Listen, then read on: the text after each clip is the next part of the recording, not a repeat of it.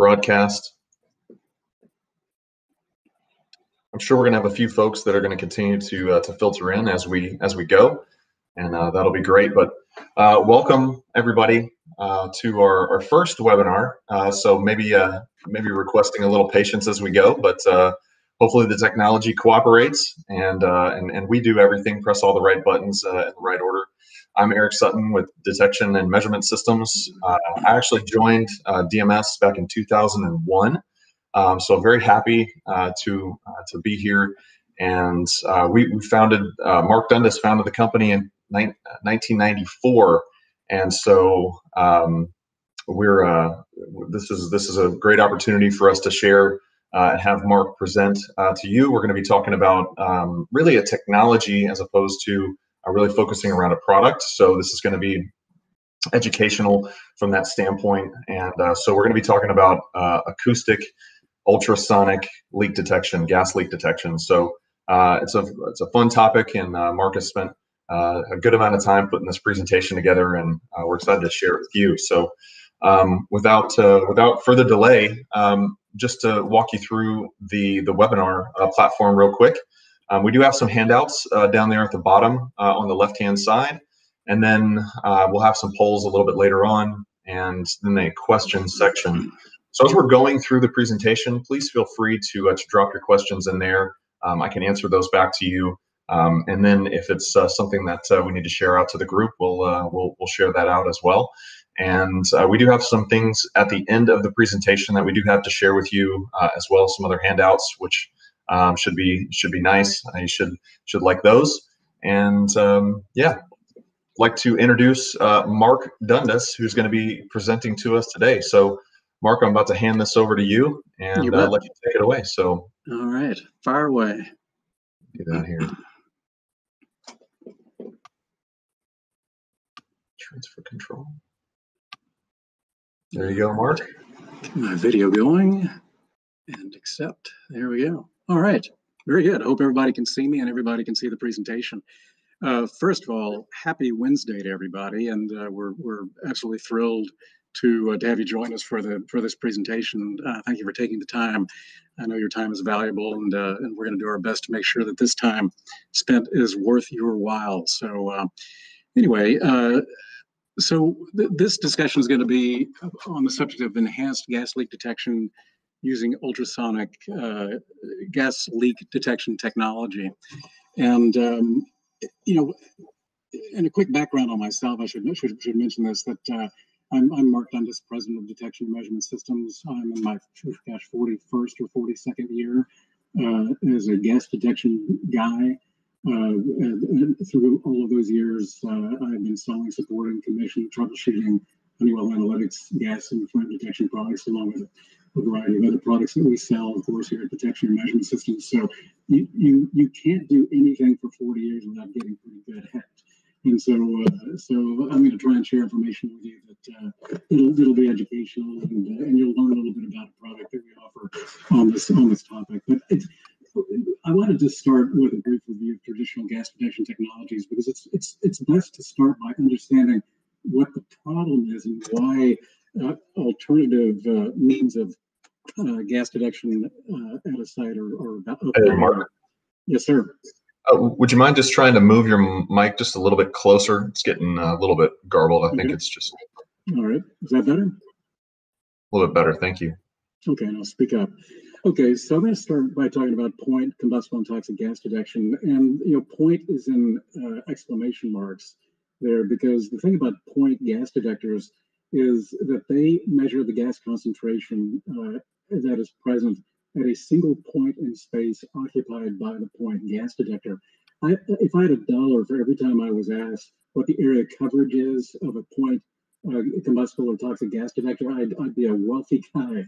The answer to that question is there is no area coverage, because a point gas detector can only respond to gas that enters the gas sensor. So in essence, the area coverage of a point gas detector is the size of the opening of the sensor that is doing the detection. And so consequently, how many point gas detectors you use in a given application and where those are placed is of paramount importance, and is going to have everything to do with the quality of the job that the point gas detection system does in your facility. So to illustrate this, we've got a process area here, which apparently this is in West Texas based on the color of the ground there. But what we've done here is we put 4 point gas detectors at sort of the 4 quadrants or 4 ends of the process area, more or less. And so if a gas release occurs and things work out, the gas is going to travel in the direction of one of the point detectors, and the point detector is going to have an opportunity to respond to that gas, generate an alarm, and let everybody know that, hey, we've got a gas release here and you need to do something about it. But what is also possible, what could certainly happen, is that rather than that, the gas could travel because the wind is going to carry it where the wind is going to carry it. The gas could travel between the detectors. And if the gas isn't given the opportunity to cross a detector so that an opportunity can detect it and generate an alarm, this could be a gas release scenario where nobody knows that the gas release has occurred. I mean, this is the reality of point gas detectors, whether they're toxic or LAL detectors. A huge improvement, a huge development in gas detection technology for hydrocarbons was the development of open path infrared hydrocarbon gas detectors. And many of you may be, are probably familiar with this, and some of you may not be familiar with it. But basically, with an open path infrared hydrocarbon gas detector, you have an infrared source, which is located on the right-hand side that projects an infrared beam to an infrared receiver. And in our case, that receiver can be located 200, 400 feet, 500, actually up to 650 feet. So you can imagine if you've got an infrared, continuous infrared beam that is projecting as long as 650 feet, and the gas cloud can cross the beam at any point and be detected, well, that's a huge enhancement in the probability of your gas detection system actually seeing the gas and having an opportunity to respond to it. So if we go back to the same slide, but now we're going to install open path detectors shooting on the north and south links, let's say, of this process area.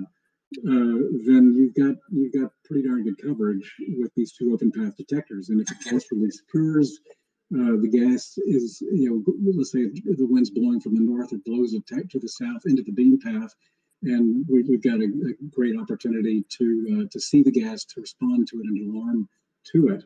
But if we're dealing with a gas that's a lighter than air gas, like methane, very, maybe the most common gas that we run into, being a lighter than air gas, the gas could instead drift southward, but rise and go over the detection beam. And in that scenario, you're not going to get gas detection or an alarm from the open path hydrocarbon detector. So there's nothing absolute about open path infrared hydrocarbon gas detection as well. Hey, Mark. Yes, sir. Hey, sorry to interrupt. I did have a couple of people that let us know that the audio seemed to have switched and got pretty muffled. So if it's okay, I want to see if you can't maybe change your settings and make sure that the right microphone is set. I'm going to go ahead and run one of our polls that's really applicable to what Mark is talking about right now. And so let's see if I can select that.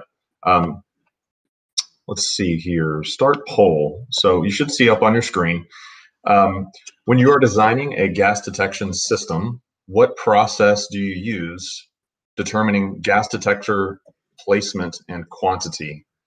And this is actually a question that we're asked, feels like almost on a daily basis regarding the projects that we work on. And if you guys can, just go ahead and pick one here, whatever you think might be most applicable for you. And then as we get the votes coming in, I'll go ahead and share that out, and we can see what people are doing out in the field. No right or wrong answers here. We've heard them all, and there's many others that we've heard along the way as well. So, yep. Thank you. Got quite a few votes. What's that, Mark? Can you hear me better now? Nope. Sounds about the same. Okay, because the headset was it was actually not on the headset. It was on the computer microphone. Is your microphone still set to?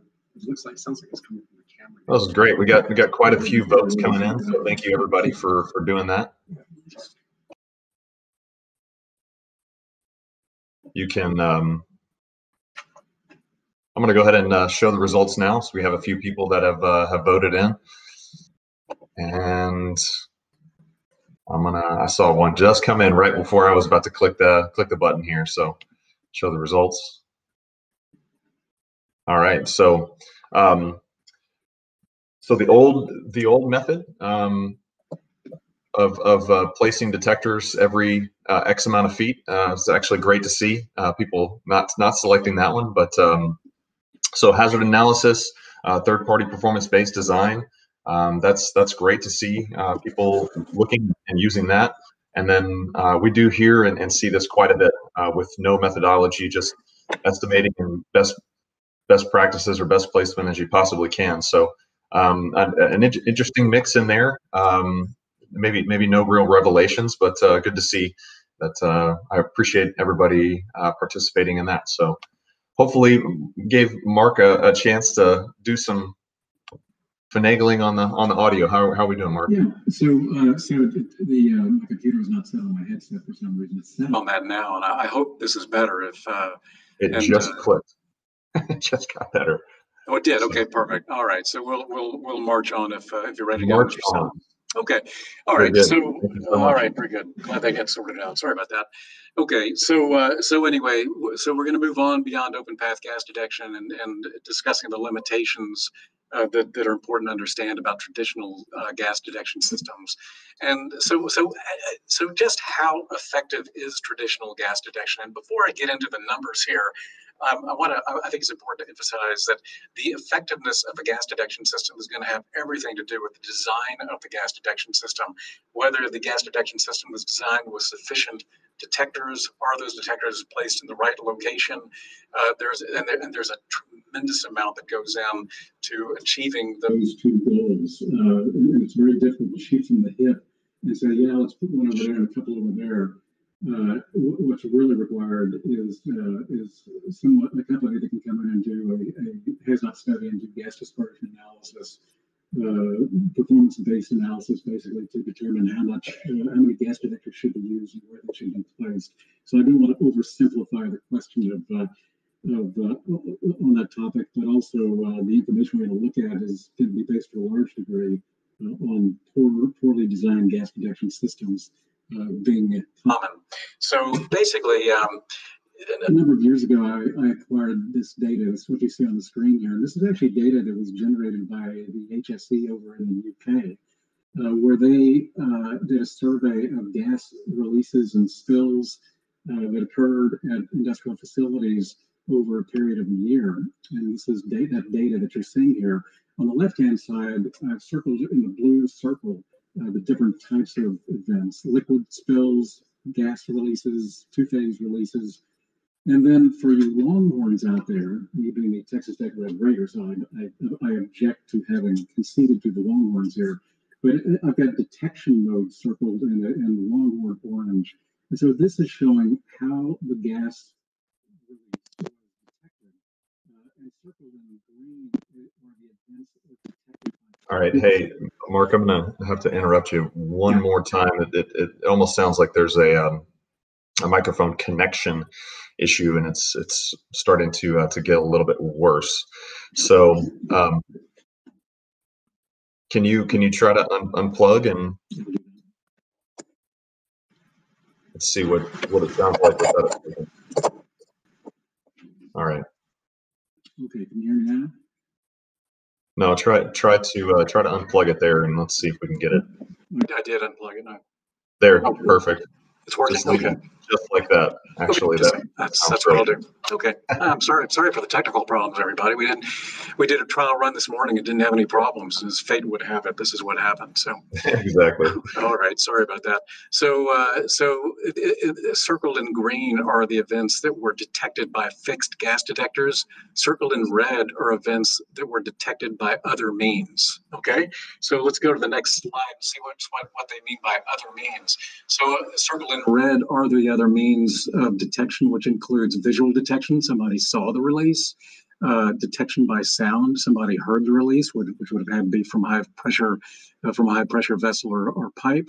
Below that is a change in pressure, level, temperature. So it was actually process monitoring that detected the release, or some were detected by smell, others by handheld portable detection, and then others by ROVs. And so the bottom line, though, is scrolling over to the next page here is, pardon me, this direction. There we go. Is that there were 962 events that were detected by fixed gas detection. There were 1,411 gas release events that were detected by other means, which means that a staggering 61% of all the gas releases in this report went undetected by fixed gas detection. Okay, so the purpose in sharing this information is to convey to you that it's important that the design of a gas detection system is critical, but B, the application of layers of detection using multiple technologies simultaneously can do a phenomenal job of changing this percentage so that you have reliable performance from your gas detection system that you can count on. So let's talk about how you can enhance gas leak detection with ultrasonic gas detection technology. So this is the in the picture here, the SearchZone Sonic from Honeywell Analytics, the ultrasonic gas leak detector. And this is a hazardous area certified detector for detecting pressurized gas leaks. And let me emphasize pressurized gas leaks, because ultrasonic gas leak detectors can only detect gas releases that are being released under pressure. So the applications where these are going to be a good fit are going to be where you're looking at compressed gas. And so it's important to understand that. And we'll touch on that a little bit more as we get into this. It provides a local visual status indicator, which is that green lit circle that you see kind of up at the top of the detector. That will actually change color depending on the state that the detector is in, which is pretty slick. As standard, the product produces a 40-20 milliamp output with HART embedded on the 40-20 signal. It also has a Modbus output as standard, and what's not indicated on here is that it also comes with 3 relays: low-level alarm, high-level alarm, and fault. The one neat thing about this as well is that it has a Bluetooth interface, so that configuration, commissioning, diagnostics is all done with an Android mobile device, whether it's a phone or a tablet, that you can do from ground level. So being able to talk to this device is immensely easy. Plus, doing any maintenance that you have to do on the device, once it's installed, there really shouldn't be an occasion where you have to go back up to it, which is a wonderful thing, to say the least.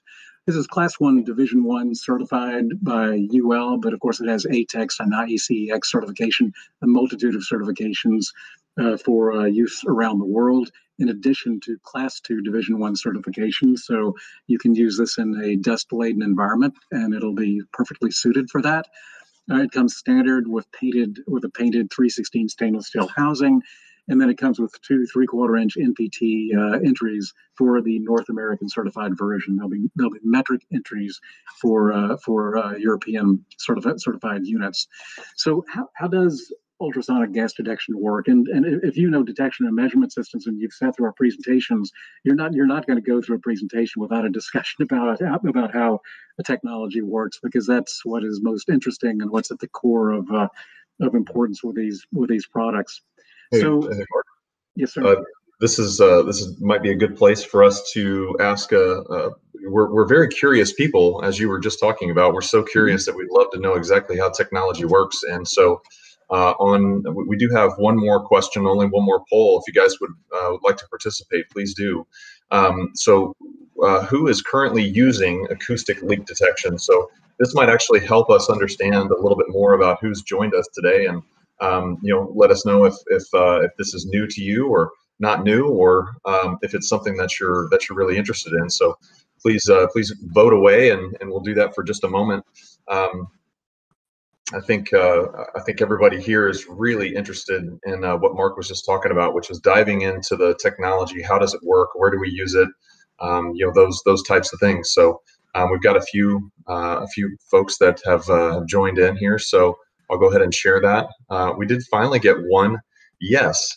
So showing the results. So we got one yes, 7 no's, and no, but have a few applications to be considered, or an application to be considered. That's great.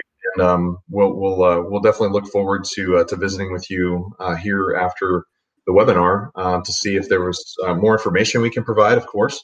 But also one of our favorite things is always, putting on our PPE and getting out in the field and evaluating applications. So obviously we'll welcome the chance to do that. So thank you everybody for throwing some votes in there, and we'll continue on. Appreciate it. Okay, perfect. Thanks, Eric. Appreciate it. Okay, so on the left-hand side, you see a chart that is basically a mapping of sound, and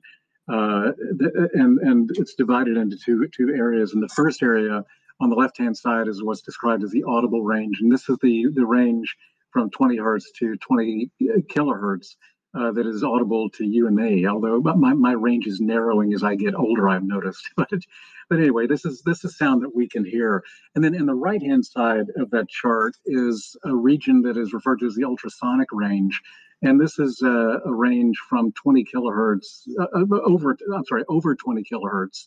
That is a region that you and I can't hear, but dogs can hear the sound, as well as ultrasonic gas leak detectors. And so basically, when you're listening to music, whatever you might happen to enjoy, the sound waves as they're traveling to your ear enter your ear, and your eardrum actually is the detection mechanism that is sensitive to pressure, sound pressure. And so it's that sound pressure on the eardrum that is the mechanism that allows us to hear, as you all know. Well, for the SearchZone Sonic, a piezoelectric sensing element is used that actually works very much in the same manner. So when ultrasonic sound is, went the wrong way. When ultrasonic sound is presented to the SearchZone Sonic, the piezo sensor picks up that sound, and it physically, the sound pressure physically causes small deformations in the piezo sensor, which creates signals that allow for the measurement of ultrasonic sound. And it is isolated strictly to ultrasonic sound. So if you're in a compressor building where you're using ultrasonic sound detector and you hear the loud drone of the compressor that is typical of reciprocating compressors, the SearchZone Sonic it completely ignores those sounds that you're hearing. It is only listening to the ultrasonic sounds at the frequencies that we talked about. So this is a chart that is showing, in fact, the squiggly line in the chart that you're looking at is the sound recorded within the ultrasonic region in a facility where there is a background level of ultrasonic sound present, and that is normal.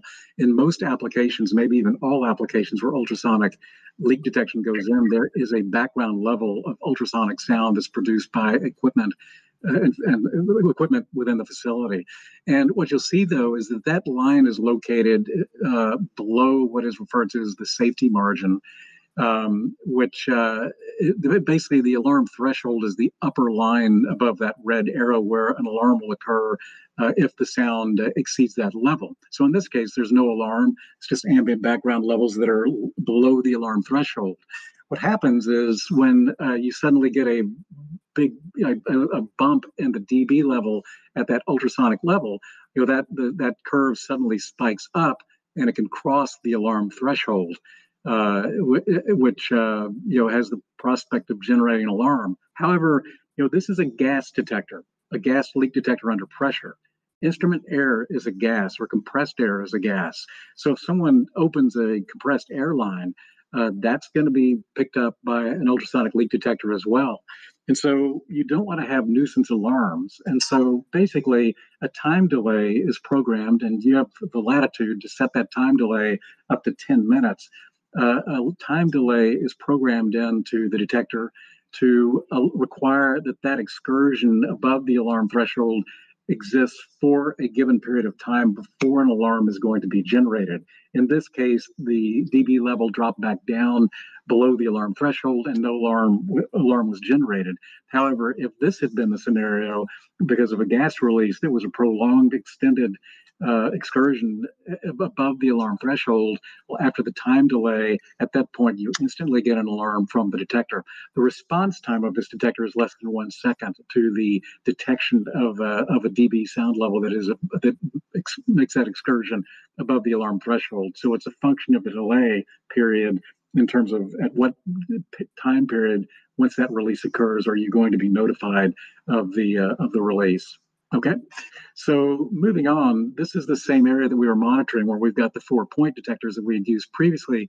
But what we've done here is we've added SearchZone Sonic as a complementary second layer of detection for this facility.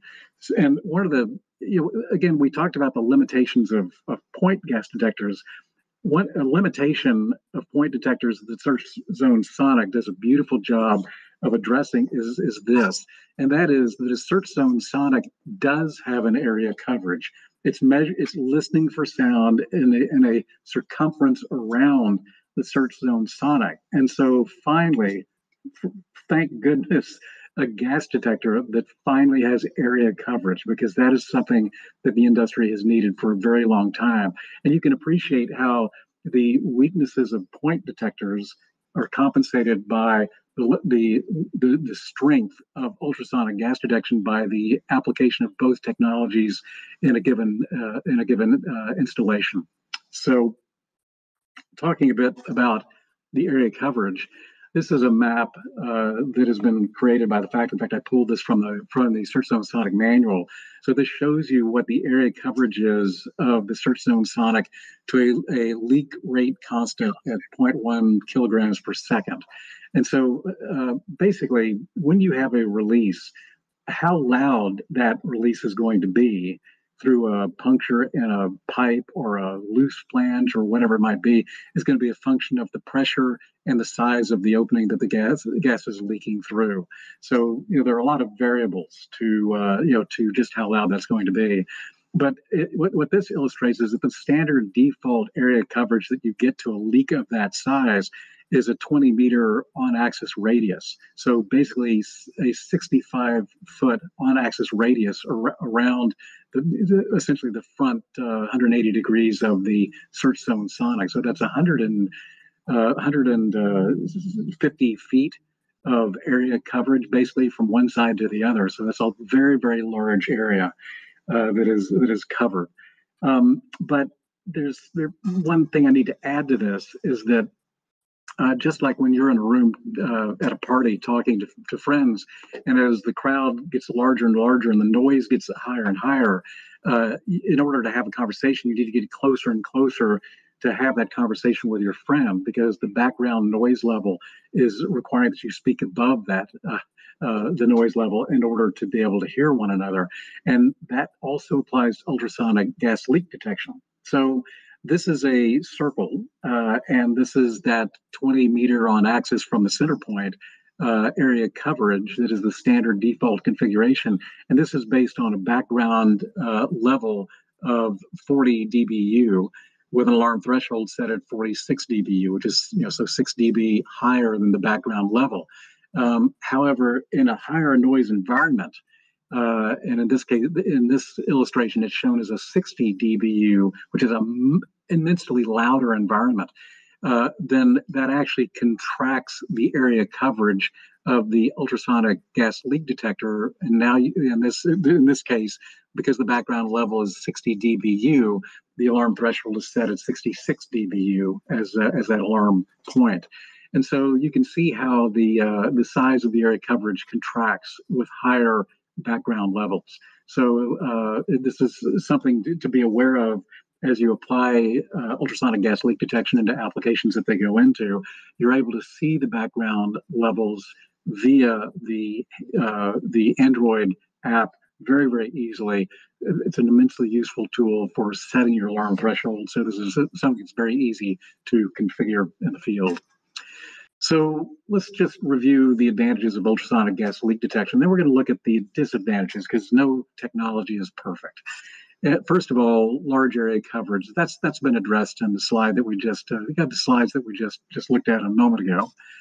Next, fast indication of potential gas releases before cloud accumulation. So when the gas release occurs, you have virtually instant detection. If it's within the sound coverage area of the detector, how quickly you're going to get an alarm is going to be a function of the time delay, but it's going to be a very rapid response that does not rely on the accumulation of a gas cloud. The countdown starts the instant that the gas release occurs. Next, the gas does not have to reach the sensor to be detected, and that's what's unique about this. With point and open path detection, the gas has to travel to the detector or the detection beam in order for detection to take place. With ultrasonic gas leak detection, the sound travels at the speed of light to the detector, and you get essentially instantaneous awareness at the detector that a gas release has occurred. Next, the detection sound is proportional to the leak rate, the mass flow rate.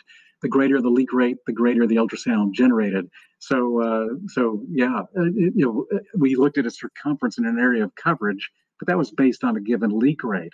If the leak is a higher leak rate at a higher pressure, that circumference gets larger and larger. So it's a variable scenario depending on the size of the release rate and the pressure. Next, the ultrasound generated by the leak is not affected by wind or dilution. And this is huge because conventional gas detectors are absolutely affected by the wind and by dilution of gas. It makes the job of a gas detector that much more difficult to generate an alarm when the gas is diluting very rapidly once it hits the atmosphere. None of that is a consideration when using ultrasonic gas leak detection, completely unaffected by wind, completely unaffected by dilution. Then finally, and this is actually pretty amazing, is that this is an equally effective technology, whether you're detecting a combustible gas or a toxic gas or both or multitudes of gases. It doesn't really matter what the gas is that you're detecting or how many gases that you're looking for. This is an ultrasonic detector that will detect any gas that is being released under pressure from a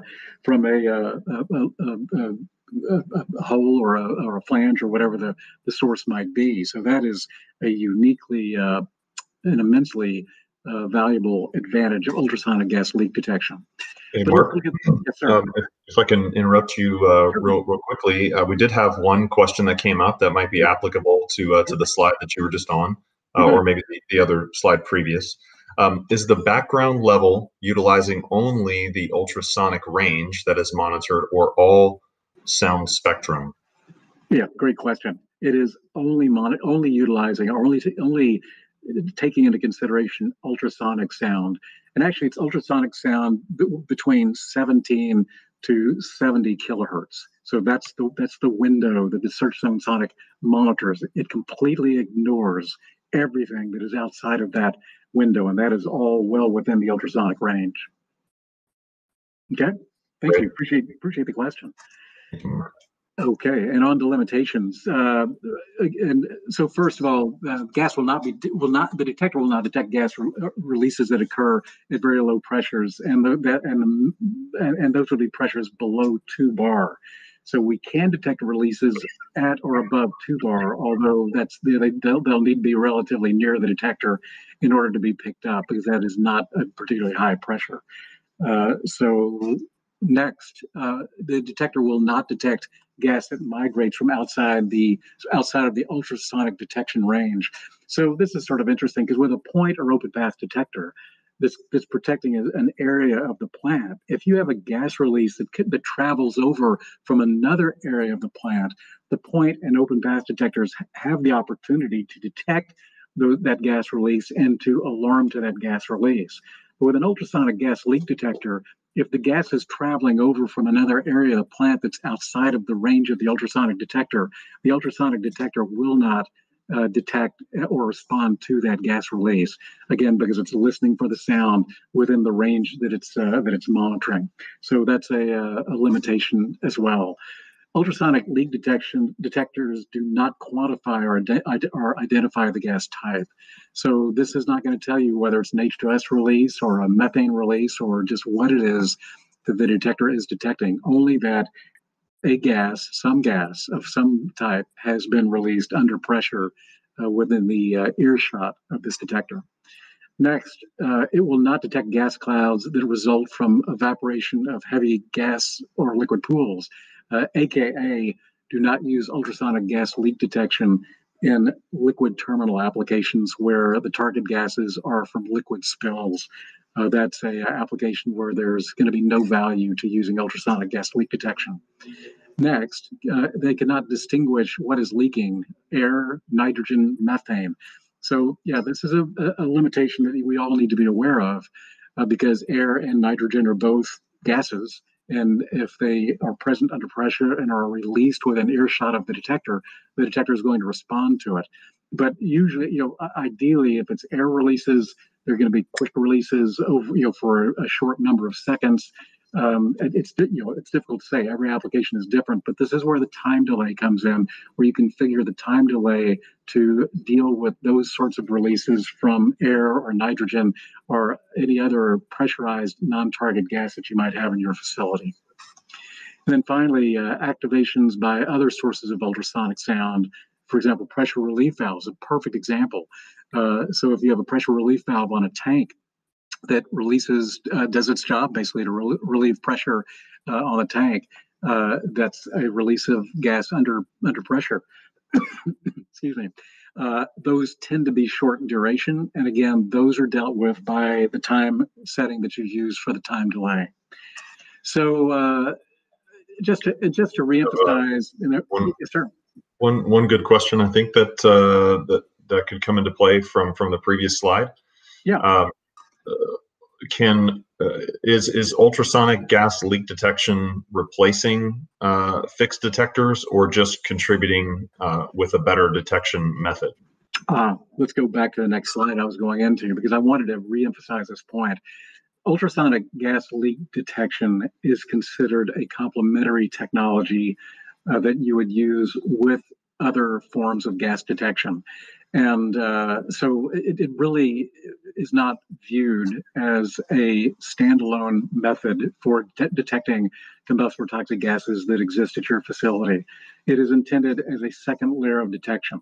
It's intended to help compensate for the limitations that we talked about of point and open path open path gas detection technologies, so that between these layered technologies, the reliability of getting an alarm, because that is the job, that's what you needed to do, getting an alarm from your gas detection system is heightened considerably by the application of multiple layers of detection. So I hope that answers the question for the person that had asked that question. Appreciate that very much. We're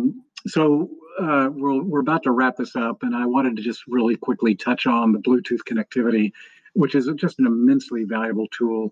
You do commissioning via Bluetooth, you do configuration doing Bluetooth, you can go to the detector and you can download event history from the detector via Bluetooth with your Android tablet or phone.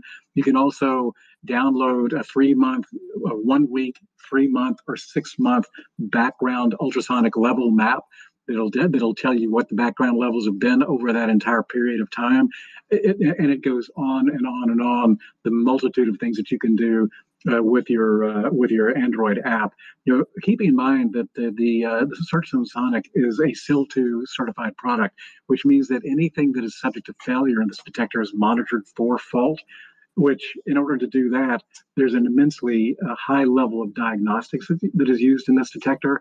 And one of the benefits that brings with any SIL 2 certified product is the ability to have the level of diagnostic information and event recorded information that I just described. It's just amazing the direction that technology has gone and the tools that are available to us. So this is something that the people in the field will appreciate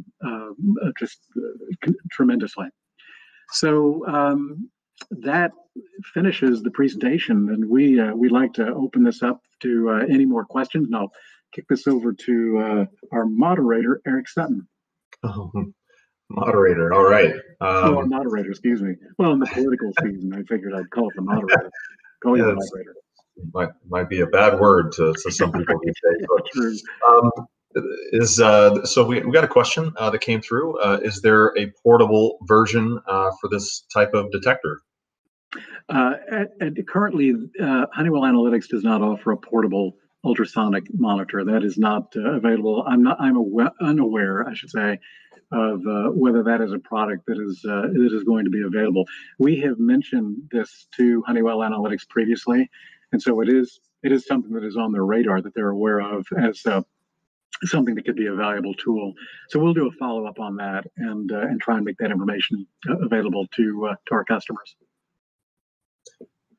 Yeah, I could see, that being valuable, evaluating a site, especially in a hazardous area, would probably be the key part of that. Is there a portable hazardous area ultrasonic device that could evaluate an area to make sure that we could use this type of device in that application. So. Yeah, thank you, Anna, for that great question, and we'll get some more information and put something together for you guys. We've got some other questions rolling in here, so thank you for adding those in. For those of you still with us, if my application has a constant ultrasonic sound, the SearchZone Sonic, as I understand it, has settings in it to allow it to distinguish between what is normal ultrasonic sounds in my application and an actual leak that could occur. Can you talk about that, Mark? Yeah, absolutely. So this applies to the curve that I showed you all that showed the ambient ultrasonic sound in the background, which was below the alarm threshold. So how this detector works is that if it is not in an alarm condition, it cruises along at 4 milliamps like a traditional gas detector does.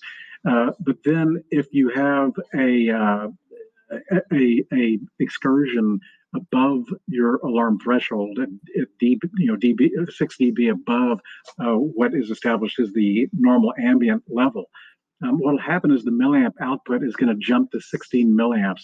That's a pre-alarm. So that is not a declaration of an alarm. It's a pre-alarm notifying the customer that there's been an excursion above the alarm threshold of the SearchZone Sonic. If that excursion continues continuously through the time delay period, once you hit that the end of that time delay, suddenly the milliamp output will jump to 20 milliamps, and which is an alarm condition, and so you'll get an alarm notification back at the control room, and then address it as you need to address it. And as I said, one of the really neat features of the Android app is that you can go to the detector that has been installed for a period of time in your facility and download either a week-long or 3-month-long or 6-month-long decibel history on what the dB levels within the ultrasonic range of the detector have been through that period of time, so that you can reconfirm or reassess whether your alarm threshold is set at the right dB level. So I hope that answers your question for you. Very good. Thank you, Mark. We've got a couple of other great questions that have rolled in here. Yeah. And so in the past, so we've got an application specific question here. In the past, we've had a problem of mounting ultrasonic gas detectors for incoming flow lines.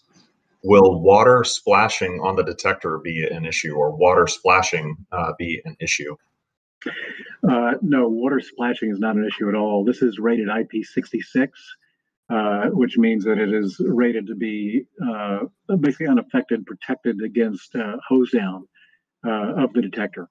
And so that is well beyond splashing. Now we're talking about a pressurized flow hitting the detector. So no, there's not an issue whatsoever with splashing. Okay. And if Perry, if you've got follow-up questions on that, we're happy to take that as well. So hopefully that answers your question there. So Francisco, thank you for this question. This was really good. we didn't really cover this. It's a great question. Could you please explain the recalibration process and requirement, if any? It's real simple. There is no calibration required on this detector. It is absolutely 100% free of any calibration requirement. It comes factory calibrated, and that calibration does not change. Very good. That's great. And bump testing. What about that, Mark? Yeah, it's very simple. You actually use a bottle of compressed air. You go near the detector, let's say under the detector, and you open the valve, the regulator on the compressed air, and then look for a response. Which I should add that through your app, you can do a bump test of the detector, which inhibits the milliamp output of the detector, drops it to 2 milliamps, and it'll remain continuously at 2 milliamps while you do the bump test of the detector, so that you don't generate alarms on your DCS or your PLC. So it's very, very simple to test and very inexpensive. Again, just a bottle of zero air. And I don't know how you could make testing any easier.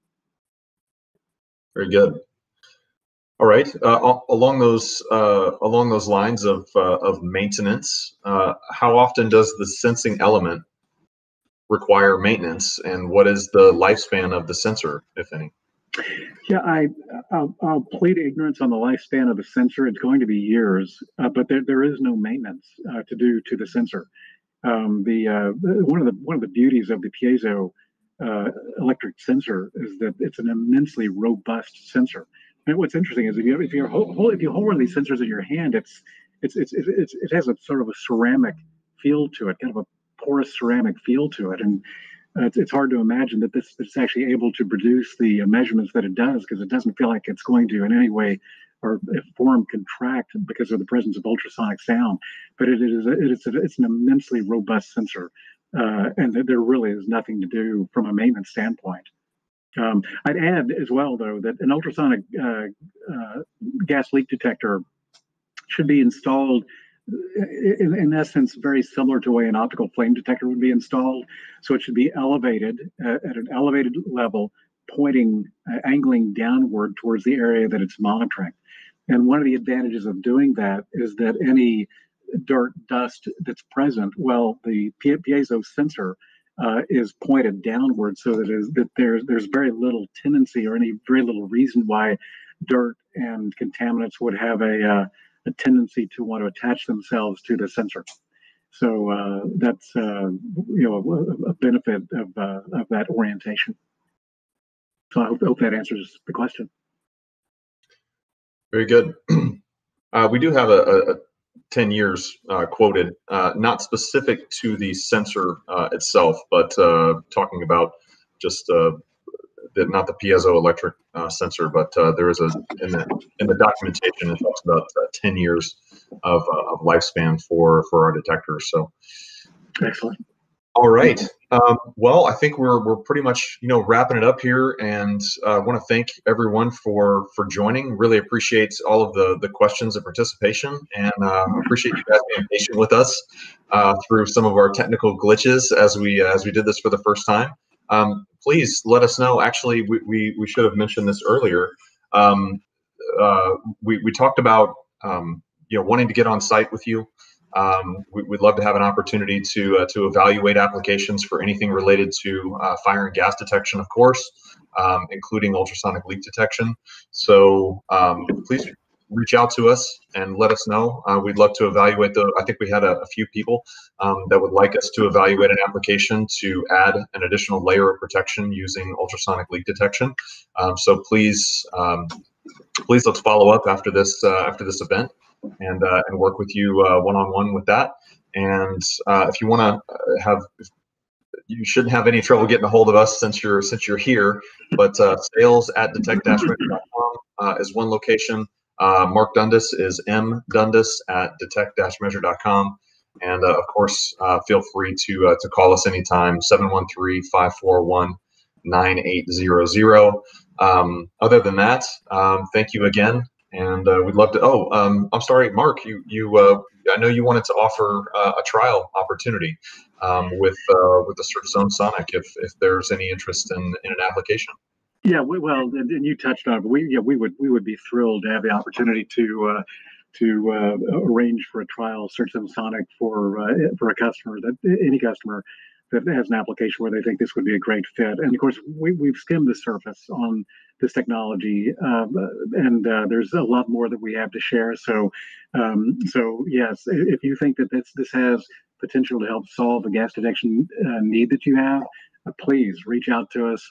We will provide you with any assistance and support you need. We're known for that, and we would be immensely grateful for that opportunity. So yes, please do.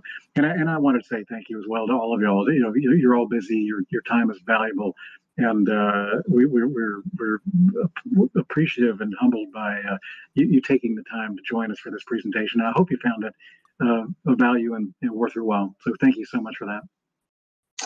Very good. All right. Thank you, Mark. We're gonna sign off and close it out. There's a big thank you there, and we will talk with everybody again soon. Everybody have a great rest of your week, and we'll talk to you soon. Thanks, Francisco. Thank you so much. Take care. All right. Bye. Bye bye.